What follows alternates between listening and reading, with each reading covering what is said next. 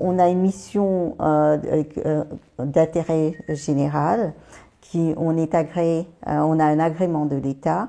Et à travers de la Seine-Saint-Denis, dans plusieurs villes, on a des permanences juridiques, et notamment à Saint-Ouen.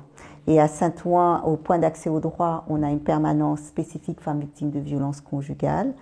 Effectivement, on a une permanence qui décline de différentes manières. Les femmes peuvent venir nous voir, soit directement prendre rendez-vous auprès de l'accueil, ou sur orientation. Donc, on reçoit les femmes victimes, toutes sortes de victimes, qui est victime de violence, toute violence.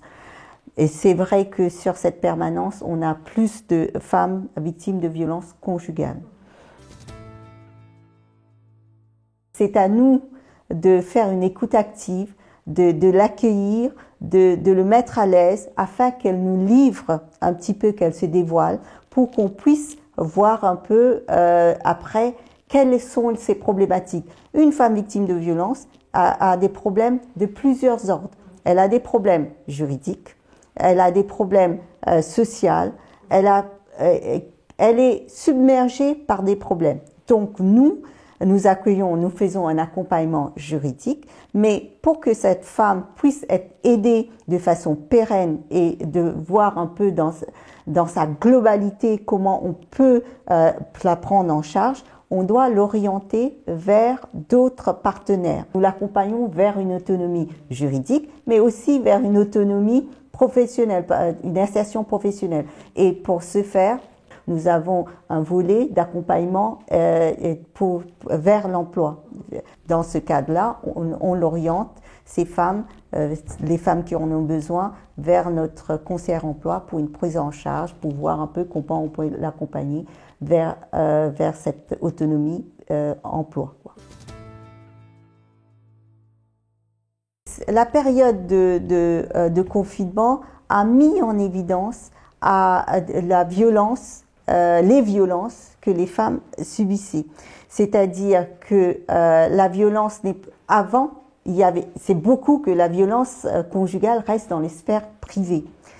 Mais pendant ce confinement, on a eu beaucoup de personnes, par exemple les voisins, les familles, qui ont interpellé, qui ont fait des signalements. C'est peut-être parce qu'il y a eu des campagnes de sensibilisation et aussi la diffusion du numéro le téléphone d'urgence 3919. C'est peut-être pour cela aussi qu'on a vu qu'il y a eu beaucoup de signalements, et aussi les femmes sont venues vers nous après en disant que non, on n'en peut plus. Elles ont pris conscience que c'est très compliqué, elles veulent s'en sortir parce qu'elles disent que c'est invivable, parce que c'était une période où l'agresseur était avec la victime presque 24/24.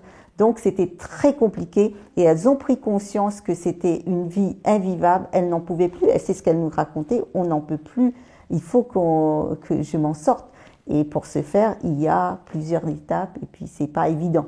Donc ça passe par des étapes juridiques, sociales, travail.